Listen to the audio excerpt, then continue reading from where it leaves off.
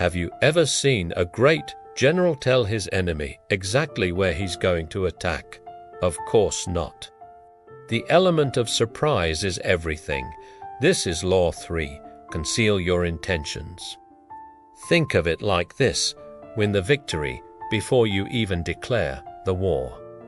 You have to move like those ancient warriors whose plans were only revealed by the conquered lands they left behind. Now, this takes effort. It's not easy to bite your tongue and filter what you say. Our first instinct is often to just blurt out the truth, how we really feel. But being too open makes you predictable. And if you're predictable, you can't be respected or feared. Power never someone son open book. So, let's train ourselves in this art. Master it, and you'll always have the upper hand. People instinctively trust appearances. This simple fact makes it surprisingly easy to hide what you're really up to. So how do people conceal their intentions to fool you? First, they use decoys. This is a classic move. You pretend to want one thing to distract everyone from what you're truly after. You might even support an idea that's completely opposite to your real goal. The trick isn't to be silent and secretive that just makes people suspicious. Instead, you talk endlessly about your desires and goals, just not your real ones. This makes you seem friendly and open. It hides your true intentions, and it sends your rivals on a wild goose chase. Politicians are masters of this. Take Otto von Bismarck. In the mid-19th century, Prussia was itching for a war with Austria. Bismarck also wanted war, but he knew the timing was wrong. The army wasn't ready. So what did he do? He stood up in Parliament and praised Austria, talking about the madness of war. He seemed to want peace. Many changed their minds. By concealing his real goal, he not only avoided a premature war, but also got himself appointed Prime Minister. Later, when the time was right, he led a prepared Prussia to victory. Another powerful tool is false sincerity. People confuse sincerity with honesty all the time. If you seem to genuinely believe what you're saying, your words carry immense weight. Think of Shakespeare's Iago. He destroyed Othello by appearing so deeply and sincerely concerned. He faked emotions so well that Othello never doubted him. The best deceivers cultivate an air of honesty in one area to hide their dishonesty in others. Honesty just becomes another weapon in their arsenal. Then there's the poker face, the bland, unreadable expression. Behind a calm exterior, you can be planning anything. The most powerful people in history have perfected this. Henry Kissinger was famous for it. He would bore his opponents at the negotiating table with a monotonous voice and endless details. Just as their eyes glazed over, he'd hit them with his real, bold terms. Caught off guard, they were easily intimidated. Let's talk about seduction.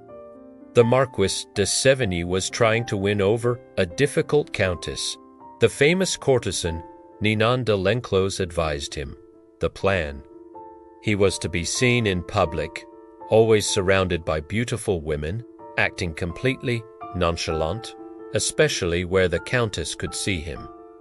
This made her jealous and uncertain of his interest. But the Marquis couldn't control himself. One day, he broke the plan and confessed his love. The mystery was gone. The countess lost all interest. In seduction, conflicting signals like desire mixed with indifference are powerful. It confuses the other person and makes them want you even more. Another tactic is the noble gesture. In 1711, The Duke of Marlborough wanted to destroy a key French fort to open a road into France. But he knew if he just destroyed it, the French would realize his plan. So, he captured the fort and left some of his troops there, making it seem like he wanted to keep it. The French, assuming it was important to him, attacked and recaptured it. Then, they destroyed it themselves, thinking they were thwarting the Duke's plan, but that's exactly what he wanted. The road was now clear, and his army marched right in. Finally, there's the art of blending in. People feel that if someone seems to belong to their group, they must be one of them. During the Cold War, several British civil servants passed secrets to the Soviets for years. They went undetected because they fit in perfectly. They went to the right schools, talked the right way, and were part of the old boy network. They were wolves in sheep's clothing. Blending in takes patience. It means dulling your own bright colors to wear a mask of the ordinary. But sometimes it's that very unreadability that draws people in and makes you seem powerful. So, remember to keep people off balance and in the dark. Never reveal the purpose behind your actions. If they have no clue what you're up to, they can't prepare a defense. Guide them down the wrong path. Envelop them in enough smoke, and by the time they realize your intentions, it will be too late. Have you ever heard of a skillful general who announces his battle plan to the enemy before a surprise attack? Of course no. The legendary courtesan Ninon de L'Enclos once said, "Win the victory before you declare the war." This is the essence of today's topic. Law 3. Conceal your intentions. Controlling your tongue takes real effort. It's so much easier to just say what you think. But being an open book makes you predictable. When people know your every move, they can't respect or fear you. And power never goes to someone who can't inspire those emotions. To gain the upper hand, you must master the art of hiding your true purpose. So, how do people do it? First, they use decoys. Imagine wanting one thing, but talking endlessly about something else entirely. This is a classic political tactic. It makes you seem friendly and open while sending your rivals on a wild goose chase. The Marquis de Sévigné learned this the hard way. He wanted to seduce a young countess. On the advice of Ninon de L'Enclos, he started appearing in public surrounded by other beautiful women, acting completely indifferent to the countess. This drove her mad with curiosity and desire. But he couldn't control himself. One day, he blurted out his love for her. Instantly, she lost all interest. He showed his cards too soon. Seduction, like any power game, thrives on mystery and conflicting signals. Another powerful tool is false sincerity. People naturally want to trust others, so they mistake sincerity for honesty. Seeming to truly believe what you're saying gives your words immense weight. Think of Shakespeare's Iago. He destroyed Othello by pretending to be his most sincere and honest friend, all while planting seeds of devastating lies. His apparent concern seemed so genuine, Othello never saw the betrayal coming. The best deceivers cultivate an air of honesty in one area to hide their dishonesty in another. Then there's the poker face. Behind a bland, unreadable expression, you can plan anything without being detected. This was Henry Kissinger's secret weapon. In negotiations, he would bore his opponents with a monotonous voice and endless details.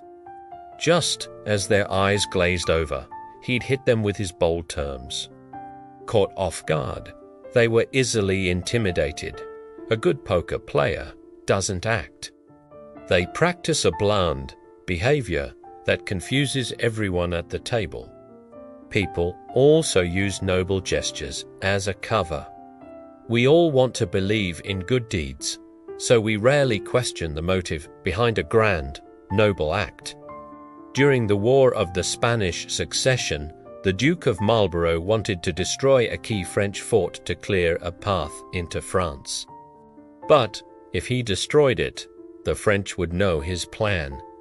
So instead, he just captured it and left some of his troops there. The French, thinking the fort must be important to him, attacked and recaptured it. Then they destroyed it themselves, figuring they were thwarting his plan.